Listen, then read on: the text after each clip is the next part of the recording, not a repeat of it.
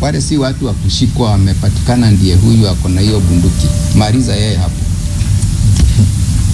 Anapelekwa kotini kufanya nini na ameua watu 6? Angusha hawa. Angusha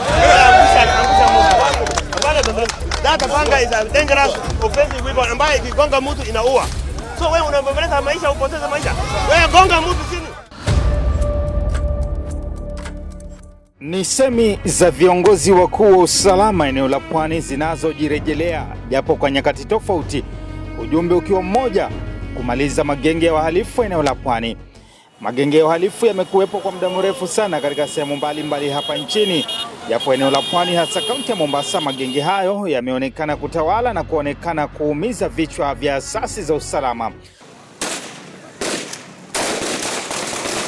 Lakini je, ni nini hasa ambacho huenda kinachangia vijana hawa wadogo kujiingiza katika hali hii hatarishi hivi? Kulingana na mtetezi wa haki za kibinadamu ambaye pia ni afisa wa mipango katika shirika la Tema Trust, Eric Karisa Mgoja, huenda msukumo wa vijana hawa unachochewa kisiasa. Hali ya usalama katika kanda hii ya Pwani imezorota kwa miezi michache iliyopita. Tumekuwa na visa mbalimbali hasa hapa Mtwapa na sehemu tofauti za kaunti yetu ya Kilifi vya utovu wa usalama. Na hivi ni visa ambavyo wakati tunakaribia uchaguzi wa 2027 tunaona kwamba the state of security continues to deteriorate. Hali inazidi kuzorota na bila shaka hivi ni visa ambavyo huenda ikawa wanasiasa wanahusika. Kaunti ya Mombasa hasa maeneo ya Likoni na Kisauni, magenge ya vijana maarufu wakali kwanza, wajukuu wa bibi, wakali wao, wajukuu wa nyanya na mawoza kule Malindi katika kaunti ya Kilifi ni baadhi tu ya vijana wanaoendelea kuhangaisha wakazi kwa kuwavamia, kuwakata kwa panga na hata kusababisha maafa. Familia nyingi zimekuwa zikiathirika kutokana na madhila ya vijana hawa. Mmoja katokea na panga, kanipiga ya kichwa. Mwingine naye akanikata hiyo. Sasa watu walivyokimbia kidogo, sasa mimi ndo kidogo nilikuwa sina mbio yani. Wakanipiga sasa mapanga ya kichwa, mwingine ya mkono. Turejee miaka ya nyuma, enzi za utawala waliyekuwa kamishna wa kaunti ya Mombasa Nelson Marwa. Amri ya shoot to kill ilitangazwa na makumi ya vijana waliathirika. Wale si watu wa kushikwa, wamepatikana ndiye huyu ako na hiyo bunduki. Maliza yeye hapo. Anapelekwa kotini kufanya nini na ameua watu 6? Matumizi ya dawa za kulevya yalitajwa kusukuma vijana hawa kujihusisha na uhuni huu. Drug imeanza kuongezeka ili tutumie hii drug kufeed vijana wawe confused, wawe easy play to use, to disrupt, to cause chaos. Mashirika ya kutetea haki za kibinadamu kwa wakati huo sawa na viongozi wa kisiasa walikuwa na semi kinzani kuhusiana na msimamo wa maafisa wa usalama na athari za amri ya kuwapiga risasi na kuwaua vijana walio kwenye magenge ya uhalifu. Threats and intimidation only act to strengthen our resolve to work harder in the defense for human rights. Wala hatutishwi na vitisho vya aina yoyote. Vitisho kwetu ni motisha na vinaendelea kutupa sisi nguvu ya kufanya kazi kwa bidii kutetea haki za binadamu. Polisi akiuliwa na mkora, the NGO they are not making noise. The police are our brothers, Hakuna NGO wamefanya maandamano kwa sababu polisi wawili watano wameuliwa. They are not human being. Then if mtu amebeba bunduki, surely anataka kuua kama ile ya bunduki juzi.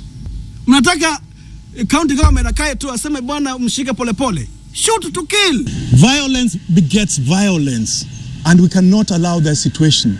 What is pushing, fueling extremism is part of the extrajudicial actions that we are seeing in this society. Mapema mwezi Januari mwaka 2026, vitendo vya magenge ya uhalifu viliwafika kooni maafisa wa usalama eneo la Pwani, hasa baada ya vijana katika eneo la Old Town mjini Mombasa kumvamia mlinzi wa usiku na kumkata kwa panga na kumjeruhi. Katika eneo la kwa Chifu kule Mtwapa katika kaunti ya Kilifi, siku chache baadaye, kijana muuza dukani alivamiwa na vijana waliojihami kwa panga usiku wa manane, wakachukua pesa na kisha kumkata kwa panga. Matukio hayo yote yalirekodiwa kwenye kamera za siri za CCTV katika maeneo husika kwa wakati huo. Baadaye idara ya upelelezi wa jinai DCI ilitangaza kuwakamata vijana 3 waliohusika na tukio la uvamizi kule Mtwapa kwa Chifu katika kaunti ya Kilifi. Matukio haya yalionekana kuikera jamii iliyosambaza kanda za video mitandaoni, na hapo kamanda wa polisi ukanda wa Pwani Ali Nuno akasimama kidete na kutoa amri ya shoot to kill kwa washukiwa wa magenge ya uhalifu. We will not hesitate to use our firearms. 2 were fatally injured in Likoni, and that's how Likoni came quiet. Therefore, where we are justified to use our firearm, we will not hesitate to use the firearm. Mutachimba makaburi hapa Mombasa mkicheza. Sitabembeleza na sitacheka na hii watu. Coco FM ilizuru duka lililovamiwa eneo la kwa Chifu Mtwapa katika kaunti ya Kilifi na kuzungumza na wakazi kuhusiana na usalama eneo hilo. Wakazi hapa walitilia shaka namna kitendo hicho kinavyoweza kutokea karibu na kituo cha polisi, ili hali kuna maafisa wa usalama ambao wanafaa kushika doria. Tuko na maaskari wetu ambao wanafanya patrol. Ikiwa kijana huyu alivamiwa saa 7 mwendo saa 7 saa 8, polisi ambao wafanya patrol mlikuwa wapi wakati huo mpaka kijana huyu anavamiwa? Na hata mwenyewe anitafutia riziki. Mimi nataka kusema usalama umezorora kuanzia na maafisa wetu wa polisi. Wanasema maafisa wa usalama wanafaa kushirikiana na jamii katika masuala ya usalama, ambapo wakazi watakuwa na urahisi wa kutoa taarifa zinazoonekana kuwatisha kwa usalama wao. Kochi nilikuwa nawaomba wakaaji wa Mto Mondoni nao pia wajitoe kimasumaso kama vensi tulijitokeza, waunde kikosi nao pia, na tena nao wajisajili wajulikane kwa subchifu na kwa chifu, ili tushirikiane kwa pamoja. Ndio chochote kitakachotokea eneo hili wakitupigia simu sisi kitambo pekine serikali yetu ifike, sisi wenyewe pia tunaweza kuja na tukajasaidia, manake kwa kweli uhalifu umezidi na sahihi hatuko na usalama wa kutosha ule ukweli. Tumeshirikishana na wale wakubwa kama chief na sub chief na kama boss commander pale ama OCS. Naona tutakuwa ni vizuri kuungana sisi vijana tufanye kazi kama hii ya usalama, kwa sababu kama Mikanjuni sahihi tumeunda kikosi kinaitwa Community Policing Patrol Mikanjuni. Tumeshikana na chief, tuliomba ombi kutoka kwa chief kwa sababu huko usalama ulikuwa umedorora. Hata mchana mtu anakuja na anakutolea panga, anachukua kila anataka. Hata uwezi fuga mfugo wako ni mbuzi na stukia vijana wamebeba wameenda nayo. Sasa kwetu kulikuwa kubaya zaidi, lakini tumeng'ang'ana vijana kama sisi na mtaa wetu, tumeshukuru leo umetulia. Hata hivyo, mashirika kutetea haki za binadamu hapo Pwani yalionekana kukinzana na amri ya shoot to kill. Kulingana na afisa mkuu mtendaji wa shirika la Vocal Africa Hussein Khalid na afisa wa mipango katika shirika la Tema Trust Eric Karisamgoja, huenda maafisa wa polisi wakatumia mamlaka yao vibaya kuangamiza wananchi ambao hawana hatia. Kipengele cha 26 cha katiba kiko wazi na kinasema kwamba kila Mkenya ana haki ya kuishi. Kwa hivyo a state officer, any security agency or officer who issues shoot to kill order, outrightly that contravenes Article 26 of the Constitution of Kenya. Kwa hivyo licha tu kukiuka haki za kibinadamu, lakini pia tunaona kwamba order hii huenda katumika vibaya na maofisa wa polisi.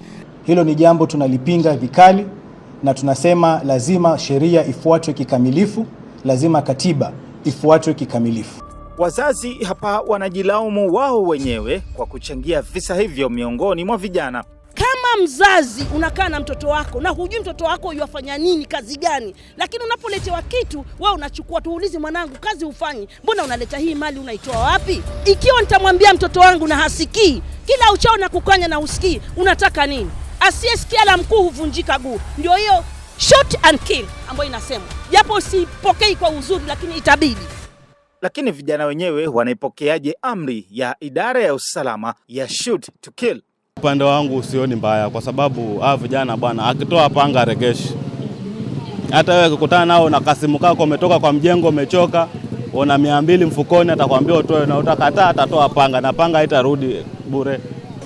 Hawa ndugu zetu kama ni kukanywa na kuonywa, wameonywa sana, na wakishikwa wakipelekwa pale kituoni wazazi wao wanajichanga, wako radhi mtu akauza hata kama ni kiwanja, lakini hakikishe mtoto wake ametoka tena. Hatuwezi kukubali hii hali inavyoendelea, tuweze kukubali kama community, kwa sababu idadi kubwa ya vijana hawa mapanga, mambo walioweza kuyaharibu katika community yetu ya Mombasa, wameweza kuharibu kwenye sekta ya blue economy, wameweza kuharibu kwenye sekta ya tourism, wameweza kuharibu katika sekta ya industry, wameweza kuharibu katika sekta ya investment. Vijana wako Wewe kijana wako aharibu uchumi. Uchumi ni hivi vitu. Investors wanaogopa kuja Mombasa kwa ajili ya hii. Kwa hivyo hapa ilipofikia, sisi kama community tumemwambia Bwana Ali Nuno tuko nyuma yake, na chochote alichokisema tumekikubali na kianze kufanyiwa kazi. Alipoitwa katika bunge la kitaifa kueleza kuhusu mustakabali wa usalama wa kitaifa na ongezeko la magenge ya uhalifu, waziri wa usalama wa kitaifa Kipchumba Murkomen aliwalaumu viongozi wa kisiasa kwa kuchangia visa vya utovu wa usalama. The sponsors are sitting in this house. You know, their associates and their peers are the ones who are buying the bullets and the guns. And Mr. Speaker, you will hear in the news the day the police catch up with their associates and their peers and their friends who are supplying those guns and bullets, Mr. Speaker, when they are apprehended by police service, you will hear them come here with statements and issue other press conferences. Katika mji wa kitalii wa Malindi katika kaunti ya Kilifi, vijana wanaojiita mawoza wamekuwa wakiwahangaisha wakazi na kusababisha utovu wa usalama kwa muda, lakini amri ya Kamanda Ali Nuno ilionekana kupokelewa vyema na viongozi wa kisiasa eneo hilo, ambao mara kwa mara wamekuwa wakiwaonya wazazi na hata vijana wenyewe. Amina Mnyazi ni mbunge wa Malindi katika kaunti ya Kilifi. Let the police do their work.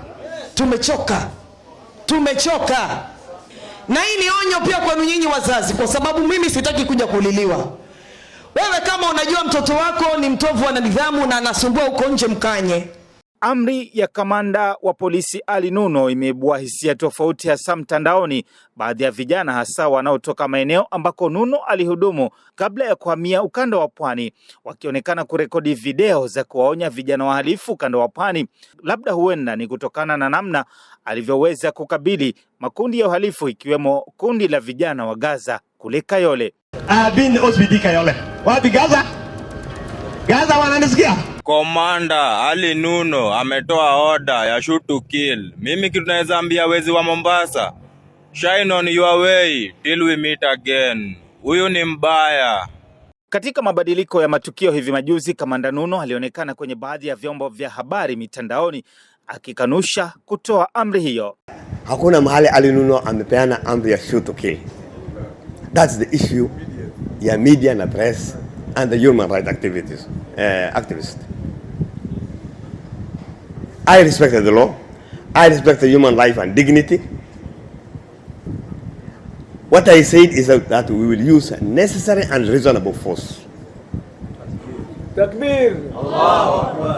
And I said, where this person is striking any member of our society with a dangerous or offensive weapon, which is likely to cause a death, I will not hesitate to use the firearm. I will use my firearm justifiably. That's what I said. Yote tisa kama isemavyo, usalama unaanza na mimi na wewe. Ni jukumu la mzazi kuhakikisha mhusika anafuata sheria. Mimi ni Joseph Jira na hii ni makala ya Amri ya Shoot to Kill hapa Coco FM.